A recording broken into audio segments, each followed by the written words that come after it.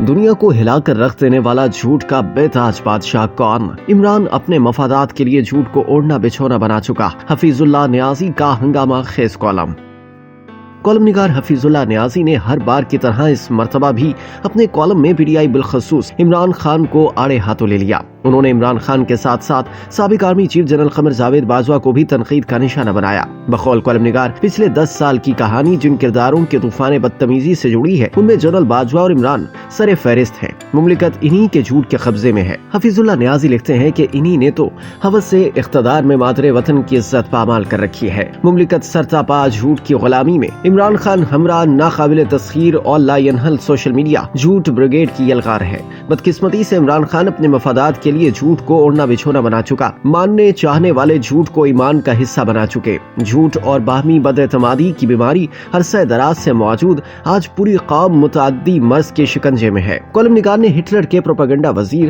Joseph Goebbels کی شخصیت پر روشنی ڈالتے ہوئے لکھا کہ عمران خان کے ظہور سے پہلے جھوٹ بطور مؤثر ہتھیار استعمال کرنے میں ہٹلر کے پروپیگنڈا وزیر جوزف گوئبلز کو کمال حاصل تھا۔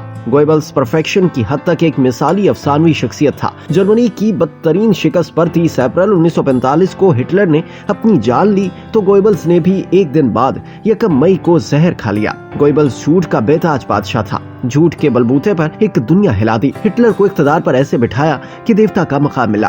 گوئبلز کو جدید تاریخ انسانی میں پراسرار اور بے مثال مینیپولیٹر کا مقام ملا۔ باوجہ جھوٹ اور پروپیگنڈا رائے عامہ کو قائل کرنے کی اس غیر معمولی صلاحیت پر ہٹلر کو اقتدار ملا۔ حفیظ اللہ نیازی آگے لکھتے ہیں کہ گوئبلز جوانی سے ہی غیر معمولی ذہین، فطین، پرعزم نوجوان، طاقت اور اقتدار کی خواہش سے مالا مال تھا۔ پیدائشی طور پر دیہاتی اور متوسط خاندانی پس منظر جس پر اپنے ہم جولیوں میں اترا نہ سکتا تھا۔ مزید ایک ٹانگ کی کمزوری، بچپن سے ہی شدید احساس کمتری میں مبتلا، بالآخر کبیدہ خاطر اور منتقم المزاج بن گیا۔ اسکول کے ہم اثروں کے سامنے احساس کمتری، شروع زندگی کی ایکسکلوژن اور ولنریبلٹی نے گوئبلز کو شاطرانہ داؤ پہ سکھانے پر مجبور کیا۔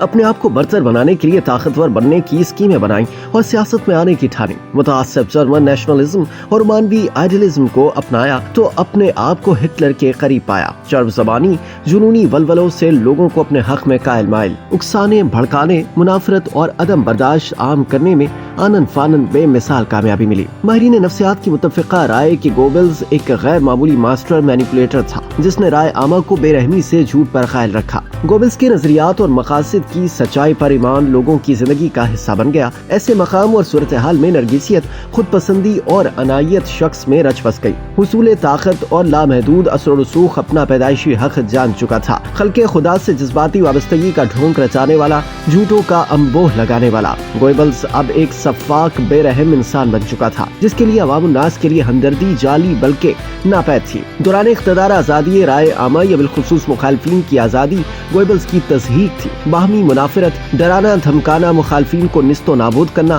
عرصہ حیات تنگ رکھنا پر کمال حاصل تھا۔ مخالفین بلکہ اپنے ساتھیوں کی پبلک میں تضحیک کے نئے نئے طریقے اپناتا۔ عدم برداشت اور تشدد کو نازی جرمن کی معاشرت کا حصہ بنا ڈالا۔ بالآخر جرمنی تباہ و برباد، آج تک حقیقی آزادی سے محروم۔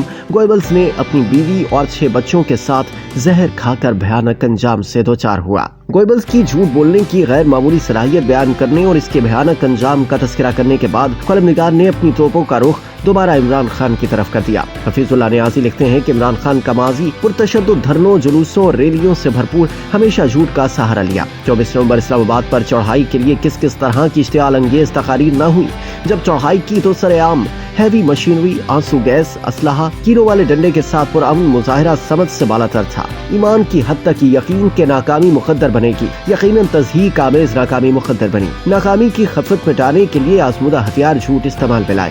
کالم نگار نے 26 نومبر کے کریک ڈاؤن کے نتیجے میں ہلاکتوں سے متعلق PTI رہنماؤں کے دعووں کا تذکرہ کرتے ہوئے لکھا کہ مجھے نہیں معلوم کہ عمران خان کا انتشاری ایجنڈا اپنے مضمون مقاصد حاصل کر پائے گا یا بحیثیت قوم ہمارے پاس اب بھی اتنا وقت ہے کہ عوام الناس کو عمرانی جھوٹ کی غلامی سے نجات دلوا کر سچ مستحکم کر سکیں۔ کاش عمران خان کے جھوٹ سے رہائی پا سکتے، یہی ایک کرشمہ مملکت کو بحران سے نکال سکتا تھا۔